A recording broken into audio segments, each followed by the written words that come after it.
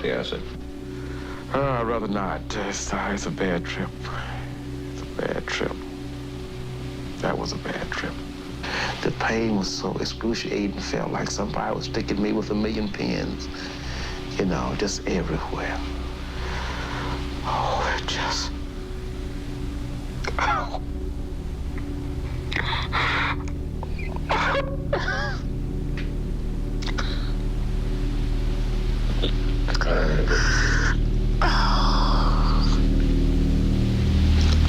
You want to stop?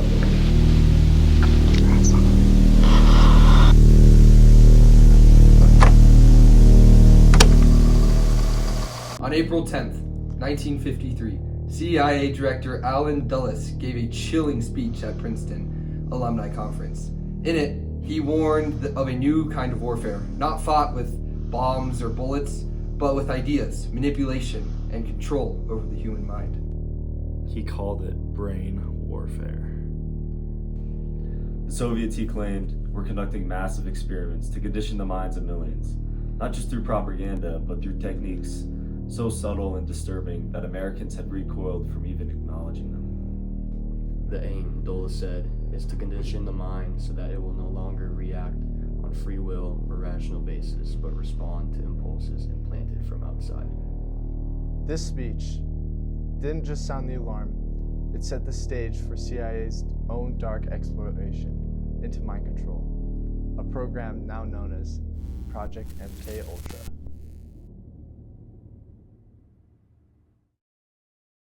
All right, Jack. So what you've been through, what you've seen, what you've researched on, what kind of boundaries have been crossed through this experiment?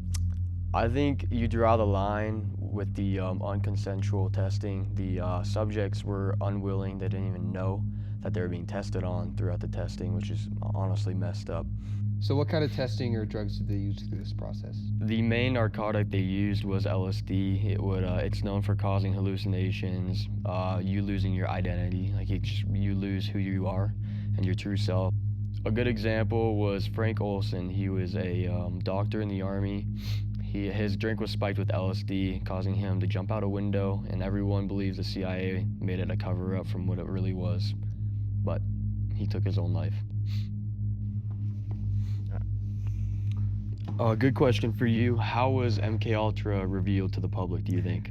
Yeah, so it started in around 1974 when Seymour Harris was doing some digging on the CIA, and he uncovered some documents and ultimately ended up publishing an article on the New York Times alleging about the mind control experiments and ultimately revealing Project MK-Ultra to the public. And this was all after the Watergate scandal, which initially shook the public's trust in the government, which allowed for some of these investigative journalism digging. In 1977, on behalf of the Freedom of Information Act, the government inquired into the CIA to release some financial documents. Were those the documents that survived the purge? Yes, yeah. So ultimately, Allen Dulles, he ordered all those documents to be destroyed, and those financial documents survived. And what they revealed was how embedded Project MK-Ultra was into all universities, the sub-projects, right, yeah, that they're funding for the universities, exactly, prisons. My question to you would be, what were the methods used in the torture for MK-Ultra, and were the results ultimately worth the pain and suffering of the subjects? Well, one kind of hidden secret that a lot of people don't know, which is pretty dark, is they used children for these experiments. So they used electroshock methods on their brain and throughout their body. One kid reported doing it over 12 times a day, where they would just shock his body repeatedly, time after time, in order to get the truth out. They'd also play on a record player by his bed, like "Your Mom Hates You" over 120,000 times per day, in order to psychologically turn his mind into something he's not. Make him believe what he doesn't want to believe. Yeah. Going back to your question, was the truth worth the pain and suffering they went through? If you saw at the start of the video, that was an actual person that experienced MK-Ultra. You could just see in his emotion in his eyes having to stop the video, that none of this should ever be done again. The ethical issues are far beyond what should be allowed in the government, even how discreetly it was. It just should not be a thing. And even if the government is still doing it today, I think it should be exposed and should be immediately ended due to these results and effects on people that don't deserve this treatment. What if the government is using these experiments, they were actually successful and they're using it on a mass group of people, like a whole country or even the world? That actually brings up a great point.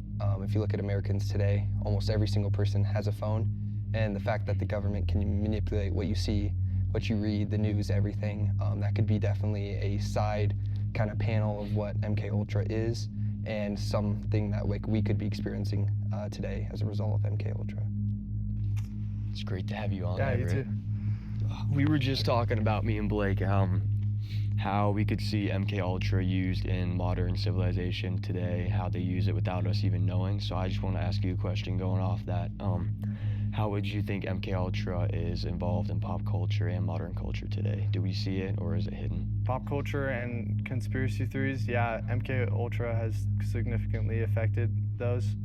You can see today, for example, like in its effect in music, TV shows like Stranger Things, I'm sure we all know, but it just shows to the people how harmful and secretive the CIA has been, and it just has people questioning what else could the CIA be hiding from us.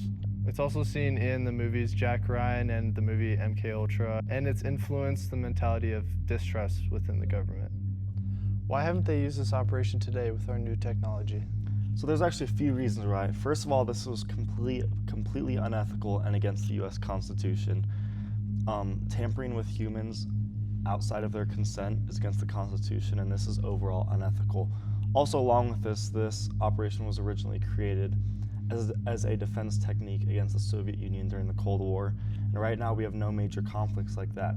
So, in conclusion, there's no reason why we should try this again, even though we have newer technology. Gentlemen, this project's over. Burn everything. Yes, sir.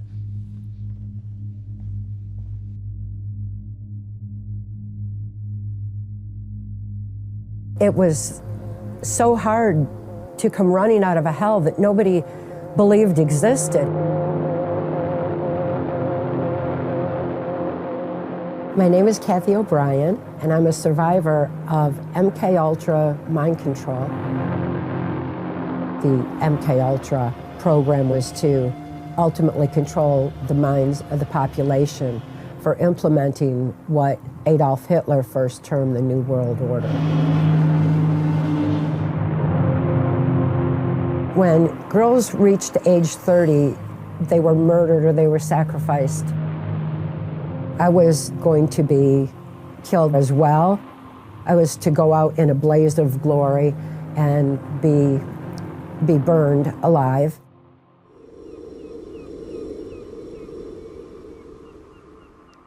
I'm so fortunate that an intelligence insider who saw the kind of corruption that was going on in the highest levels of government decided to take action and rescued me and saved my life so that we could begin to expose what was being done.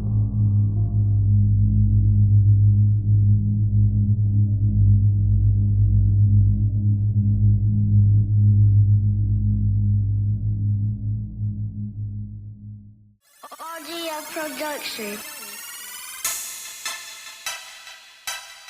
Me boy, yeah.